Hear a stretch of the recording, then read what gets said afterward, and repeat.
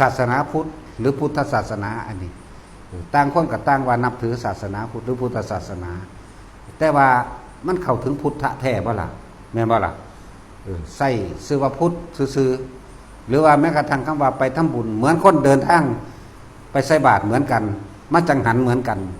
แต่ว่าเจตนาต่างกันนี่มันเข้าถึงพุทธแท้บ่ล่ะแม่นบ่ล่ะ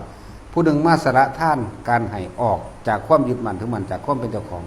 ผู้หนึ่งมาให้ท่านเพื่อสิแลกของมาให้ท่านเพื่อสิได้เพิ่มให้มันได้หลายกว่าเก่านี่มันต่างกันบ่ล่ะ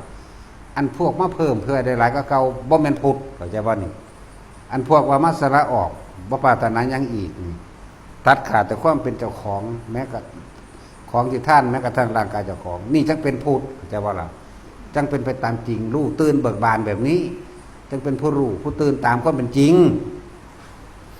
เป็นผู้รู้ผู้ตื่นสักว่าล่ะตามความเป็นจริงเห็นตามความเป็นจริงนี่พุทธทั้งสี่อันนั้นก็ว่าเขาว่าคือกันใส่สุดขาวคือกันมาจังหันจังเพ่นเหมือนกันใส่บาตรเหมือนกัน ถวายผ้าป้าเหมือนกันถือผ้ามาไผมามันถวายบาตรเหมือนกันเนาะต่างกันตรงจิตใจพี่ได้บาตรนี่ผู้นึงก็ยกบาทยกเงินยกซ่องยังเกิดขึ้นสาธุได้ผู้ข่าวคนทุกคนยากเถินยังในกายผู้ขาดได้แจ็คพอตรางวัลที่หนึ่งน่ายไปดาวเด่นนี่ความต่างเนี่ยบ้านี่ผู้หนึ่งเอา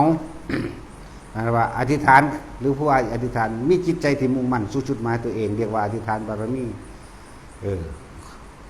ด้วยผลบุญท่านโดยผลท่านบุญกุศลกรรมดีนี่ขอให้ข้าพเจ้าได้ถึงพระนิพพานในปัจจุบันชาตินี้ด้วยเถิดนี่เข้าใจบ่นี่อันนี้เป็นมัคคานุคาอันเป็นหนทางแห่งความบริสุทธิ์มัคคานุคาวิสุทธิยาการอธิษฐานจิตแบบนี้บ่แม่นการขอตั้งใจมุ่งมั่นสู่จุดหมายบ่หวั่นไหวกับธรรม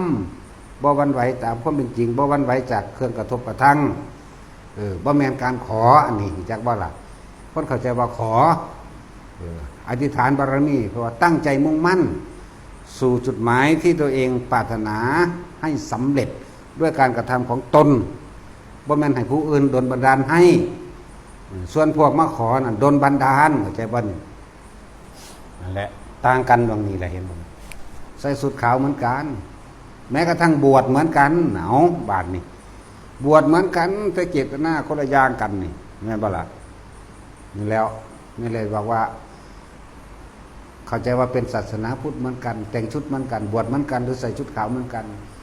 ทานเหมือนกันแต่ความแตกต่างตรงที่ความเข้าใจเห็นบ่นี่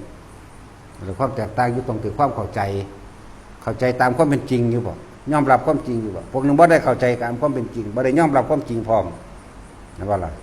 จังซั่นแล้ว